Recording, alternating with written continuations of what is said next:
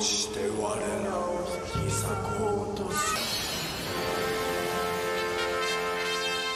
Yo, halo semuanya, masih di segmen bahas episode Ultraman. Dan kali ini kita berpindah ke series Ultraman Cosmos dengan salah satu episodenya yang lumayan unik, di mana Ultraman Cosmos melawan musuh yang sangat tidak biasa, yaitu seorang kaiju atau bisa dibilang roh terkutuk yang akhirnya terbebas. Ia memiliki bentuk samurai menyeramkan bernama Renki. Bagi anak-anak dulu yang nonton episode ini sungguh mengerikan ya, karena jarang-jarang Ultraman ngelawan hantu gitu.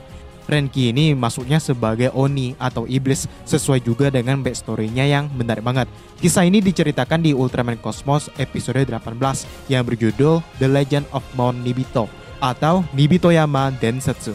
Langsung aja kita bahas alur cerita dan hal menarik di episode yang satu ini. Legenda Gunung Nibito. Suatu hari, Shinobu, salah satu anggota ICE, sedang libur dan datang ke sebuah desa di mana sudah ada seorang gadis bernama Midori yang menunggunya di sana. Mereka saling kenal, namun tampak Midori bertingkah aneh seperti menyembunyikan sesuatu. Sementara itu di markas, Ayano iri karena leader bisa liburan dan menduga dia akan bertemu dengan pacarnya. Musashi juga penasaran apakah leader punya, tapi seperti biasa, Fubuki tidak peduli karena itu gak penting. Kemudian Midori pun mengantarkan Shinobu ke sebuah rumah di mana ia memiliki teman lama di sana sebelum ia menjadi anggota dari ICE. Tak jauh dari sana ada sebuah gunung bernama Nibito yang dikenal adanya legenda iblis bernama Renki. Kini akan dilakukan konstruksi di tempat itu. Namun tidak disetujui warga sekitar karena tidak ingin merusak batu di mana legenda Renki berada. Jadi mereka takut kalau segel tersebut dirusak, iblis Renki yang tersegel di dalamnya akan mengamuk gitu. Kejadian itu juga disaksikan anggota ICE karena disiarkan lewat berita. Ayano pun bertanya apa sebenarnya batu itu. Kapten menjelaskan tentang legenda Renki. Diceritakan kalau dulu terjadi peperangan antar dua kerajaan, namun seorang jenderal jatuh cinta dengan putri dari kerajaan lain. Mereka sadar tidak akan bisa bersama, sehingga mereka berdua pun melakukan bunuh diri. Cuman gawatnya, jiwa mereka tidak bisa tenang dan malah menyatu menjadi hantu samurai bernama Renki yang kemudian meneror Jepang. Pada saat itu, seorang samurai pun melawan dan berhasil menyegelnya ke dalam tanah dengan sebuah batu ajaib. Kemudian Shinobu pun menemui seorang pria bernama Takekoshi yang ternyata adalah mantan bosnya dan sekaligus orang tua dari Midori, sedangkan istrinya telah meninggal. Shinobi pun bertanya soal batu itu, namun dari samping ada orang-orang yang berniat menghancurkan batu itu pada malam hari. Shinobu dan Takekoshi pun mengobrol di mana Takekoshi telah berubah sejak 6 tahun lalu ketika ia terlalu sibuk dan tidak mempedulikan istrinya. Bahkan Shinobu yang menasihatinya pun digampar loh. Shinobu merasa suka dengan tempat itu yang sangat indah dan Takekoshi bertanya kalau suka kenapa gak tinggal di sini aja gitu. Mungkin maksudnya jadi istri barunya kali ya. Malam hari pun tiba. Seseorang mulai menaruh bom di batu Renki dan segera meledakkannya. Namun tiba-tiba terjadi getaran kuat yang membuatnya kabur ketakutan. Disusul suara menyeramkan yang muncul dari dalam lubang di mana batu Renki berada, menandakan sebuah roh telah terbangun dari segelnya. Ini kalau yang nyegel tahu, bete sih beliau. Saya yang capek-capek nyegel, malah Anda rusak ya kan?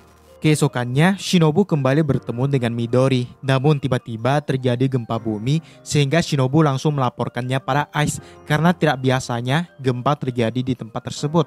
Mereka juga mendeteksi adanya objek di dalam tanah sehingga ICE pun bertugas dengan lampu indikator kuning atau artinya sedang siaga ya. Fubuki dan Dogaki akan menggunakan tech diver untuk masuk ke dalam tanah dan mencari apa yang berada di dalam sana.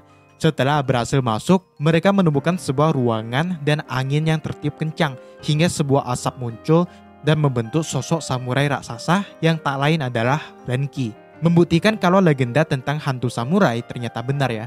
Renki kini marah karena merasa diganggu, di mana ia memiliki penampilan samurai berwajah putih dan banyaknya anak panah yang tertancap di belakangnya. Para penduduk pun panik melihat sosok tersebut. Karena itu, kapten pun merubah status peringatan menjadi merah atau darurat dan harus melakukan penyerangannya. Sayangnya, tembakan mereka tidak mempan, di mana Dogaki menduga itu bisa terjadi karena Renki adalah roh legendaris yang tidak bisa dilawan dengan teknologi. Masuk akal juga, karena yang dulu menyegelnya adalah seorang samurai ya. Midori khawatir dengan Takekoshi yang masih mengevakuasi warga, sehingga shinobi pun pergi menyusulnya, di mana Renki sudah sampai dan langsung menangkap mobil mereka. Melihat itu, Musashi pun langsung berubah menjadi Ultraman Cosmos untuk menyelamatkan mereka. Akhirnya bisa tenang juga karena Ultraman pun datang ya. Cuman kali ini agak berbeda, karena yang dilawan adalah hantu samurai. Tanpa basa-basi, Renki langsung menyerang Cosmos, namun Cosmos tampak bisa melawan balik. Ia pun dengan yakin menggunakan siraman rohani untuk menenangkan Renki yang malahan menembus tubuhnya.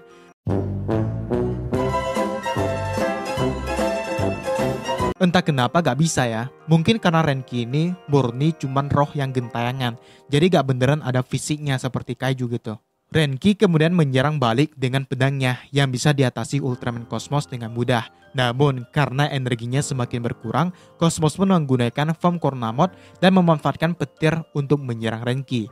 Serangan itu berhasil melukainya, namun ia tetap bangkit dan menyerang Cosmos. Di sela-sela itu, Shinobu pun datang dan meminta Renki untuk berhenti.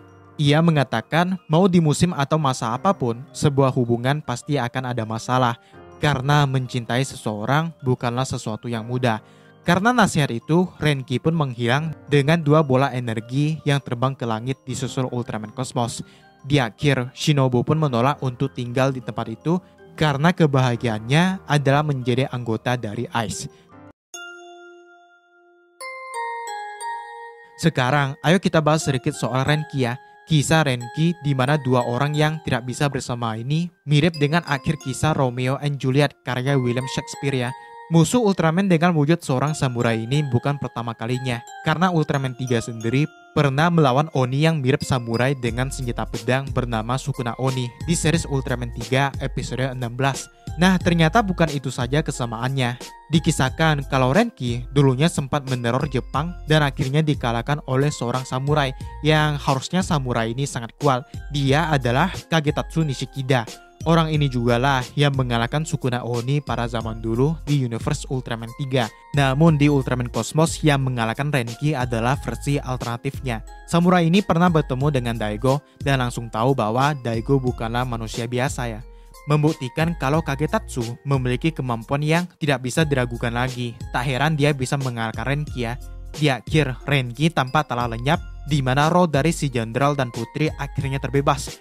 Namun di universe Ultraman Orb, samurai mirip Renki muncul lagi dengan nama Gurenki.